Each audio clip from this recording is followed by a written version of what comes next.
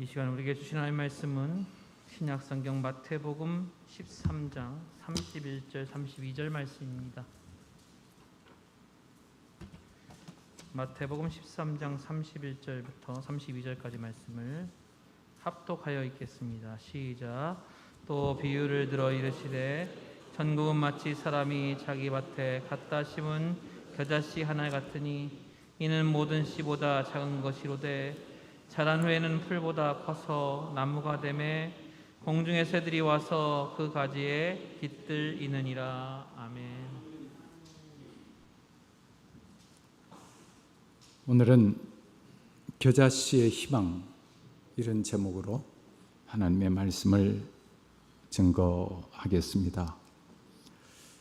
여러분, 겨자씨를 보신 적이 있나요? 뒤에 지금 겨자씨를 샘플로 갖다 놓았습니다. 예배 마치고 나가실 때 참고해 주시면 되겠고요. 한마디로 말하면 겨자씨는 좁쌀만하다, 이렇게 생각하면 틀림이 없을 것 같습니다. 그런데 겨자는 풀일까 나무일까 사람들은 헷갈려 합니다. 근데 제가 좀 찾아보니까 이 겨자씨는 우리나라 사람들의 사고로는 풀에 가깝습니다. 1년생입니다. 배추과의 1년생, 또 어떤 사람은 2년생 풀이라고 이야기하는 사람도 있습니다. 그래서 보통 잘 자라면 꽤 크게 자랍니다. 1m 50cm, 또 더 많이 자라는 것은 2m, 또 팔레스틴 지역에서는 3m까지도 자라난다고 합니다. 여러분이 잘 아시듯이 그 씨의 맛은 맵고 향기로워서 양념과 약재로 쓰고 잎과 줄기는 식용으로 사용된다고 합니다. 그런데 예수님께서 마태복음 13장에서 겨자씨의 비유를 말씀하십니다. 마태복음 13장은 천국장이죠. 그래서 예수님께서 이 겨자씨의 비유에 대해 말씀하신 것은 천국에 대한 말씀을 배경에 담고 있습니다. 그러면 왜 예수님께서 이 겨자씨의 비유를 말씀하셨을까? 이 겨자씨가 너무 적지만 생명이 있기 때문에 나중에 큰 나무처럼 된다라고 하는 것이고, 그리고 더 중요한 것은 그 나무처럼 된 속에 공중의 새들이 와서 그 가지에 깃들이게 된다라고 하는 내용입니다.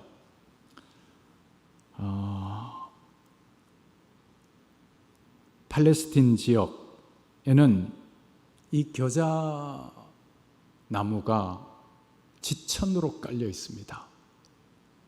잡초처럼 말입니다. 그래서 이 겨자를 일부러 심는 사람은 극히 드뭅니다. 제가 문헌을 찾아보니까 이렇게 기록되어져 있더라고요. 미시나라고 하는 그 유대인의 가르침을 적은 경전과 같은 책이 있죠. 그 미시나에 보면 신학대학에서 신학을 가르치는 제 후배가 김형동 교수라고 있는데, 그 친구가 쓴 글에 보니까 우리는 겨자씨 비유에서 자기 밭과 나무라는 두 개의 파격을 만난다. 그러니까 나무가 아닌데 예수님은 나무라고 했다, 이 말이죠.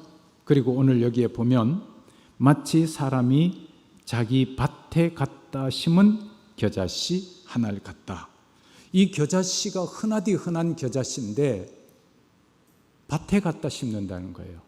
근데 미시나에 보면 겨자는 관목, 덤불로 분류되고 있고 겨자는 관상의 가치도 없고 땔감으로도 쓸 수 없는 하찮고 들판 곳곳 지천에 널린 덤불이다. 아무짝에도 쓸모가 없는 잡초와도 같다.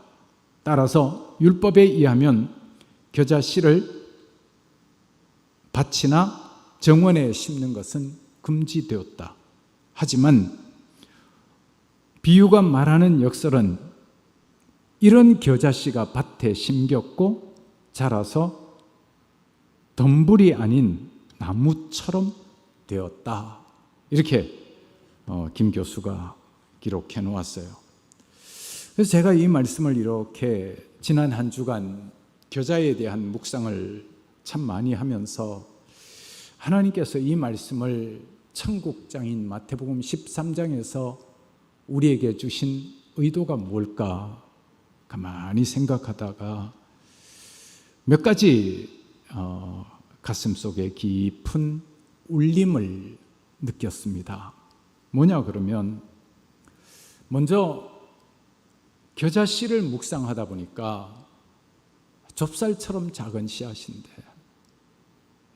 그리고 길거리에서 수없이 만날 수 있는 하찮은 잡초 같은 건데 그리고 2월 달이 되면 꽃이 피는데요. 그 꽃은 우리나라의 꼭 유채꽃하고 비슷합니다. 노랗게 핍니다. 그래서 그 길가에 이 겨자 꽃이 그냥 활짝 피면 노란 유채가 핀 것 같습니다.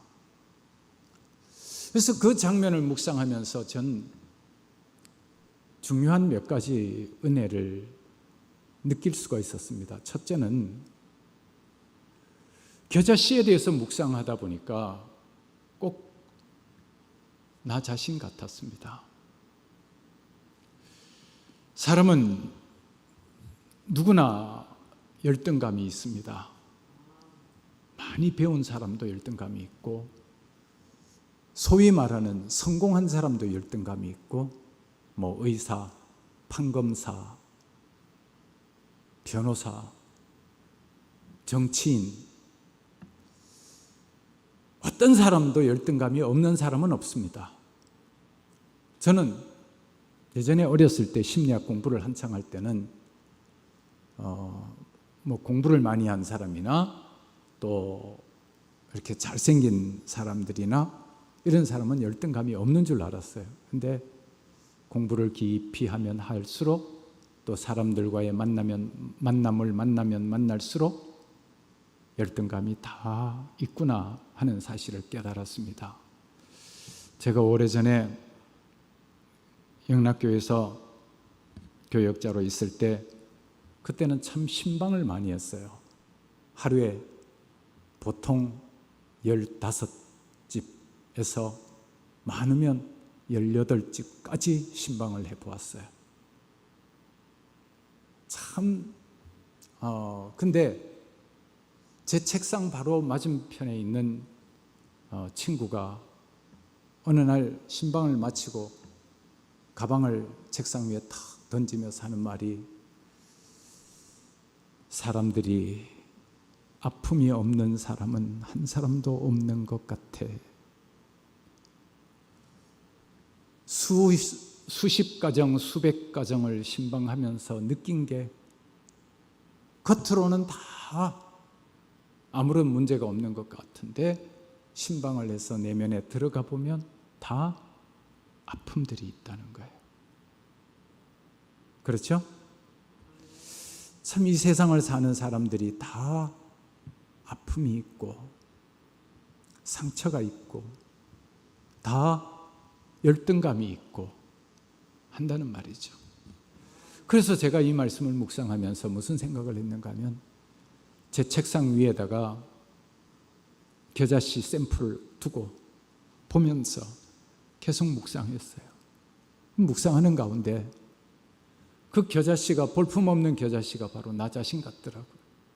더구나 여러분이 잘 아시듯이 저는 지금 건강이 좋지 못하잖아요. 그러니까 초라하고 볼품없는 꼭 나 자신 같더라고요. 그런데 예수님께서 오늘 이 비유의 말씀을 하시면서 뭐라고 말씀하시는가 하면 천국은 마치 사람이 자기 밭에 갖다 심은 겨자씨 하나를 갖다 자기 밭에 겨자씨를 갖다 심었대요. 볼품없는 겨자씨를. 그랬더니 어떻게 되었냐 그러면 32절에 이는 모든 씨보다 작은 것이로되, 그렇죠? 좁쌀처럼 작으니까 작죠? 자란 후에는 풀보다 커서, 여기 풀보다 커서라고 하는 말을 예전 성경에는 나물보다 커서라고 번역을 했습니다. 지금 성경에는 풀보다 커서 이렇게 번역을 했는데 헬라어로 찾아보면 라카온이라고 하는 말입니다. 라카온이라고 하는 말은 풀, 채소 이런 말이에요. 근데 사실은 이게 채소라고 하는 게 더 맞습니다. 나물이라고 하는 게 더 맞습니다. 왜냐하면 어디다 갖다 심었죠? 자기 밭에다 심었어요. 자기 밭에다 풀을 심는 사람은 없잖아요. 근데 자기 밭에다가 심었는데, 나물을 심었는데 그 나물 사이에다가 이 겨자를 심었더니, 근데 보통 나물 그러면 뭐예요? 뭐 배추, 상추 뭐 이런 거 있죠? 전 우리나라만 텃밭을 가꾸는가 생각을 했더니 미국에 붕해를 갔을 때 미국 펜타곤에 근무하시는 장로님, 미국 장로님이 계세요.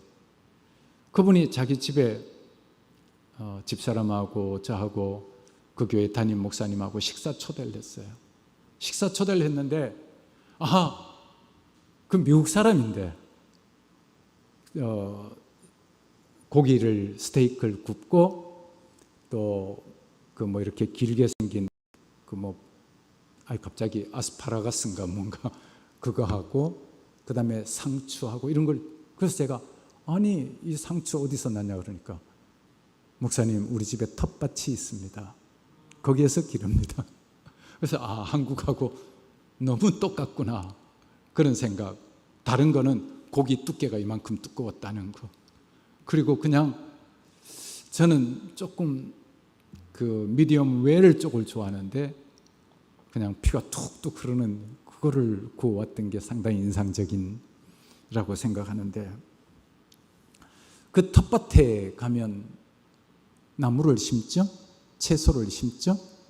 근데 그 밭에다가 좁쌀만한 겨자씨를 심었더니 이 겨자씨가 자라서 얼마만큼 됐느냐 그러면 보통 뭐 1m 50, 2m 이렇게 자라면 다른 채소들에 비하면 이 겨자는 뭐 같을까요? 나물처럼 크지 않습니까? 그렇게 해석하면 되겠구나 하는 생각이 들었습니다. 그러면서 모든 씨보다 작지만 자란 후에는 풀보다 커서, 나물보다 커서, 채소보다 커서 나무가 되매 공중의 새들이 와서 그 가지에 깃들이니라 그랬습니다. 그런데 성경에 보면 겨자에 대한 비유가 가끔씩 나오죠.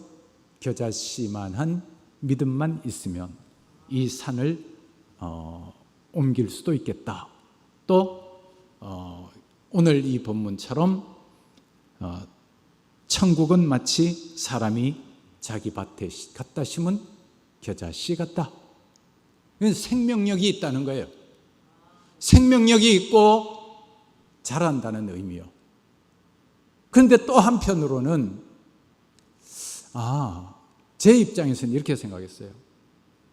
나처럼 보잘것없는 사람, 볼품없는 사람, 초라한 사람, 병들고 나니까 세상에 모든 사람이 다 부러워요. 그리고 모든 사람이 다 저보다 잘났어요. 저보다 못난 사람 한 사람도 없어요. 얼마나 부러운지 몰라요. 건강한 사람들이 얼마나 부러운지. 근데 이렇게 초라한 겨자씨 같은 나를 하나님의 밭에 갖다 심었구나. 이런 생각이 들기 시작하는 거예요. 이건 저뿐만 아니라 여러분도 마찬가지죠. 하나님께서 여러분을 하나님의 밭에 갖다 옮겨 심었어요. 보통 미시나에서는 겨자씨는 밭에 안 심는데요. 정원에도 안 심는데요. 그런데 예수님은 그 겨자를 잘 알고 있는, 길가에 그냥 잡초처럼 수없이 난 겨자를 잘 알고 있는 사람들을 향하여 이 겨자씨의 비유를 말씀하시면서 천국은 마치 자기 밭에 갖다 심은 겨자씨 한 알과 같다. 볼품없는 저와 여러분을 하나님의 교회에 갖다 심어 놓았어요. 그래서 우리를 자라게 하십니다. 일반 나물보다는 워낙 커서 나무처럼 되어버렸습니다. 그런데 여기에서 전 이런 생각했어요. 아니, 이왕 예수님이 비유로 들라고 하면 제가 알고 있는 나무, 큰 나무는 플라타나스가 있고, 예전에 우리 장로님들하고 수련회 한번 가서 저 남해 쪽이라고 생각하는데 남쪽에 보았던 메타세콰이어 숲, 대단하게 쫙 뻗었더라. 아니, 그런 플라타나스 아니면 멋있게 자란 소나무,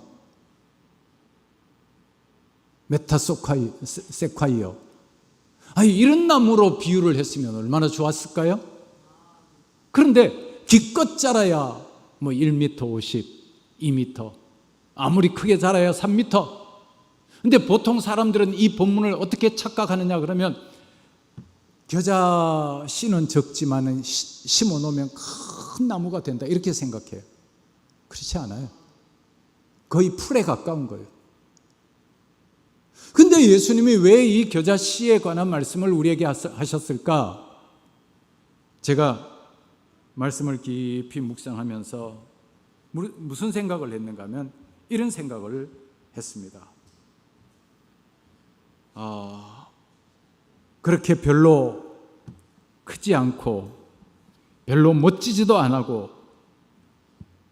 그런 그 겨자의 나무에 보니까 여기에 32절 끝에 보면 자란 후에는 풀보다 커서 나무가 되매 공중의 새들이 와서 그 가지에 깃들이느니라.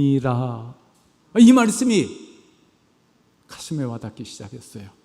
깃들인다. 카타스케논이라고 하는 헬라어인데요, 거처를 정하다, 거주하다, 유숙하다, 휴식하다 이런 뜻이 있어요. 저는 이 말씀이 너무너무 은혜가 됐어요. 자그만하고 별 볼 일 없는 겨자나무, 겨자가 나무처럼 커졌어요. 거기에 새들이 와서 둥지를 짓고 알을 낳고 새끼를 낳고 휴식을 취하고 겨자 열매를 따먹으면서 생명을 유지하고 생명을 얻고 힘을 얻고, 맞아.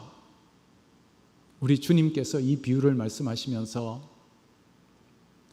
우리 예수 믿는 사람이 큰 메타세콰이어 같은 유명한 인물은 혹시 못 된다 할지라도 거대한 소나무처럼, 아름드리 나무처럼, 플라타나스처럼, 저는 플라타나스가 제일 큰 줄 알았어요.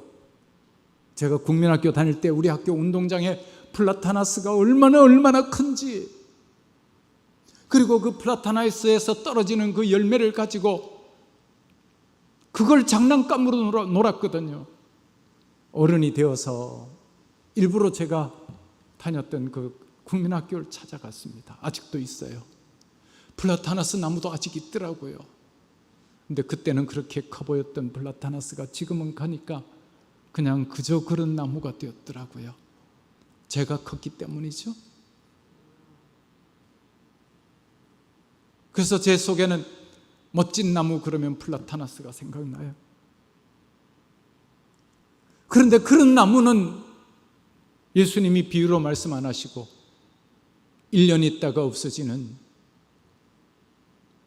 볼품없는 겨자씨 비유를 말씀하셨을까? 작은 씨앗,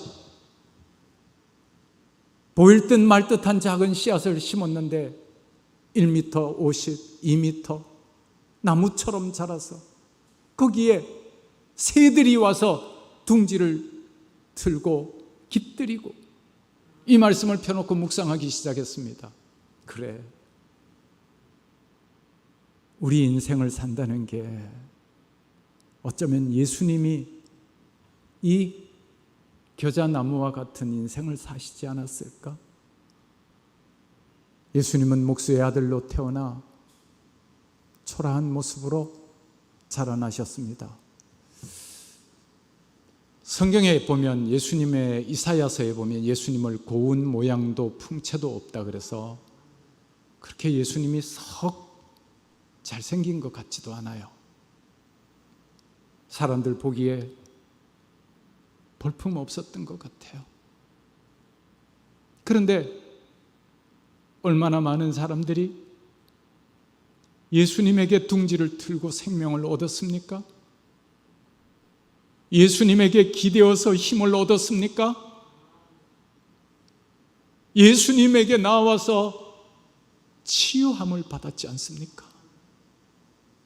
이 말씀을 묵상하니까 그렇게 은혜가 되는 거예요. 그래, 예수님이 바로 겨자나무와 같은 삶을 사셨구나. 그렇다면 저와 여러분도 이 땅에서 얼마나 많은 돈을 버느냐, 얼마나 유명해지느냐, 얼마나 권세를 가지느냐, 사실은 그렇게 중요하지 않습니다. 죽음 앞에서 의미가 없습니다. 그러나 이런 질문을 해보았어요. 그러면 나는 얼마나 많이 아픈 사람들이 나에게 와서 기대고 힘을 얻었을까? 얼마나 상처받은 사람들이 내가 전하는 설교를 인하여 희망을 얻었을까? 용기를 얻었을까? 치유함을 받았을까? 이 말씀을 묵상하니까 주님, 그렇습니다. 정말 볼품없는 보잘것없는 나를 택하셔서 겨자나무처럼, 그래도 나무처럼 살게 하시고 새들이 깃들이게 하셨습니다. 남아있는 삶은 아파하는 사람들에게 사랑하며 살리라, 기댈 수 있게 해주리라, 용기를 얻게 해주리라, 희망을 가지게 해주리라, 새 생명을 얻게 해주리라. 사랑하는 여러분, 제가 여러분에게 부탁합니다. 여러분으로 말미암아 여러분은 예수 그리스도의 생명이 있는 사람입니다. 아멘. 그렇다면 아무리 적어도 여러분은 자라나죠. 생명은 자라납니다. 여러분에게 상처 입은 사람들이 기대게 해 주십시오. 깃들이게 해 주십시오. 둥지를 틀게 해 주십시오. 가까이는 여러분의 배우자가 여러분에게 둥지를 틀었죠. 여러분의 남편이, 여러분의 아내가 여러분에게 둥지를 틀었습니다. 그 사람이 힘을 얻게 해 주십시오. 그 사람이 생명을 얻게 하십시오. 그리고 여러분 가정에서 자녀가 태어났죠? 그 자녀들이 여러분 때문에 천국의 생명을 얻게 영혼의 둥지를 틀게 하십시오. 그리고 그들이 힘들고 어려울 때 여러분에게 기대어 힘을 얻게 하시죠. 그리고 이걸 확장해 나가는 겁니다. 여러분의 지인이 여러분 때문에 힘을 얻게 하시고, 여러분의 지인이 여러분 때문에 천국의 생명을 얻게 하시기를 축원합니다. 그래서 이 말씀을 묵상하는데, 그래 맞아, 볼품없는 겨자나무지만 새들이 와서 거기에 둥지를 틀고 먹고 생명을 얻고 깃들이고 힘을 얻고 안식하고. 아멘. 사랑하는 여러분, 우리 지나치게, 저는 제가 행복한 교회 교인들이 지나치게 이기적인 사람이 되지 않기를 바랍니다. 이기적인 사람 대신에 사랑을 나누어 주는 사람, 기댈 수 있는 사람, 둥지를 틀 수 있는 사람, 힘을 얻을 수 있는 사람, 여러분을 보고 용기를 얻을 수 있도록 그런 사람으로 살면 어떨까요? 어쩌면 예수님께서, 얘들아, 내가 겨자씨 같은 삶을 살지 않았느냐?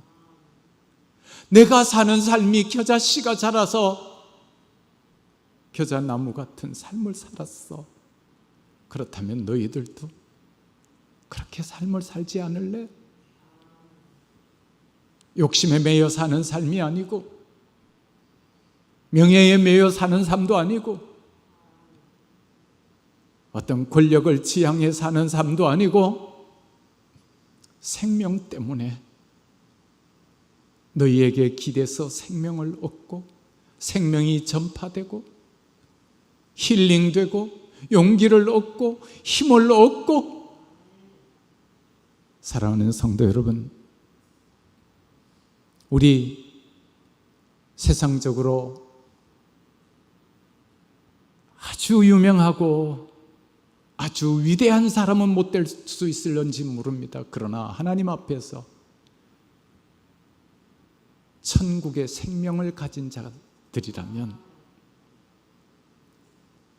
새들이 우리에게 와서 깃들일 수 있게, 그리고 둥지를 틀 수 있게, 알을 낳을 수 있게, 기대어 새로운 힘과 용기를 얻을 수 있게, 그런 삶을 살아가는 저와 여러분이 되시면 참 좋겠습니다. 그래서 제가 제목을 볼품없는 겨자씨지만 겨자씨에게는 희망이 있다, 그래서 겨자씨의 희망이라고 설교 제목을 정했습니다. 이 겨자씨의 희망을 안고 보람 있는, 가치 있는, 의미 있는 삶을 살아가는 저와 여러분이 되실 수 있기를 축원합니다. 기도합시다. 하나님 아버지, 참 고맙습니다. 생각해 보면 길가에 흔하디 흔한 잡초의 씨앗 같은 우리들이었습니다. 그런데 하나님이 우리를 택하셔서 하나님의 밭에, 하나님의 정원에 심어주시고 또 나무처럼 자라게 하셨습니다. 그리고 그 나무에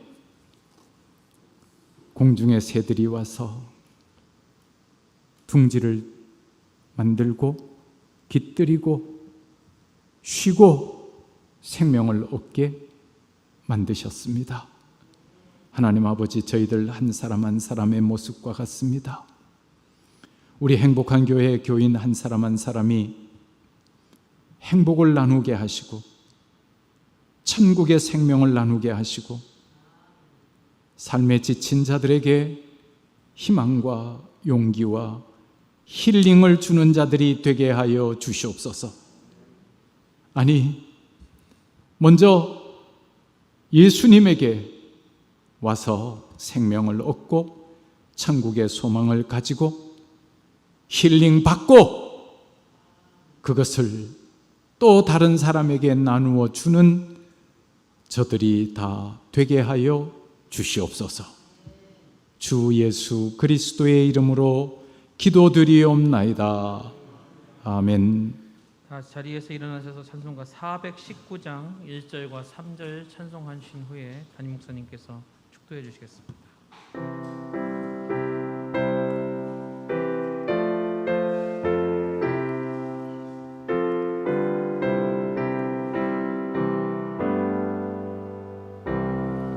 주 나에게 민 내가 편안히 쉬네 안개고 비바람 불어쳐도 아버지께서 날 지켜주시니 거기서 편안히 쉬리로다. 주 나에게 민 평안하다. 그 사랑 끈을 짜리요. 주 날개 빛내시는 영원히 거기서 살리. 주 날개 빛 참된 기쁨이 있네. 고달픈 세상 길 가는 동안 나 거기 숨어 돌보심을 받고 영원한 안식을 얻으리라. 주 날개 밑 평안하다. 그 사랑 끈을 짜리뇨. 주 날개 밑 내시는 영원히 거기서 살리.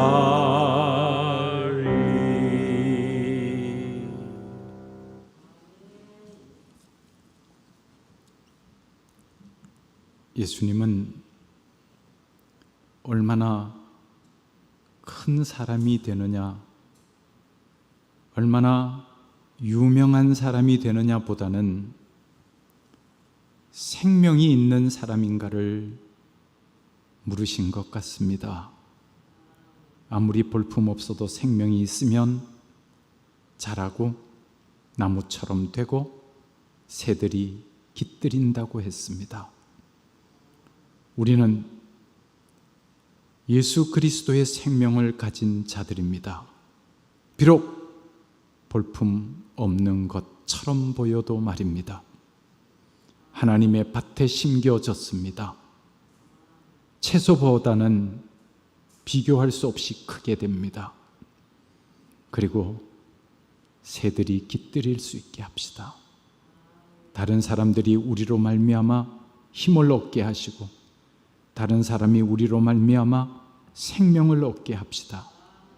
지친 사람들이, 아픈 사람들이 치유받고 힘을 얻을 수 있는 저와 여러분의 삶이 되기를 바랍니다. 지금은 우리 주 예수 그리스도의 은혜와 하나님 아버지의 극진하신 사랑과 성령님의 역사, 인도, 교통, 위로, 축복하심이 코로나19 가운데서 아픔 가운데서도 하나님 앞에 예배드리는 일을 소중히 여기고 주 앞에 나와 예배드리는 주의 백성들, 그리고 온라인으로 예배를 드리는 우리 모든 성도들 머리 위에, 자자손손 위에 하는 생업들 위에 지금으로부터 영원토록 함께 하시기를 간절히 축원하옵나이다.